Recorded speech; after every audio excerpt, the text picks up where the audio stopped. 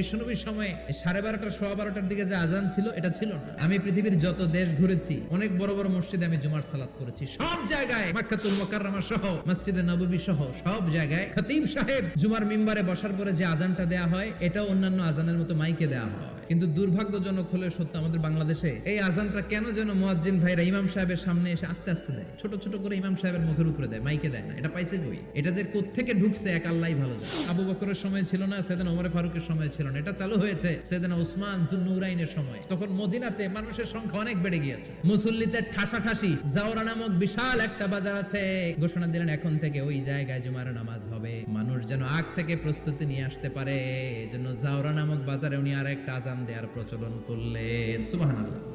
সেখান থেকে আজ অবধি আমরা এই অতিরিক্ত আজানটা দিয়ে থাকি। এটা নবীর সুন্নাত না, এটা সাহাবীর সুন্নাত। বিশ্ব নবীর সুন্নাহ মেনে নেওয়া যেমনি আবশ্যক, 4 খলিফার থেকে পাওয়া সুন্নাতগুলো মেনে নেওয়া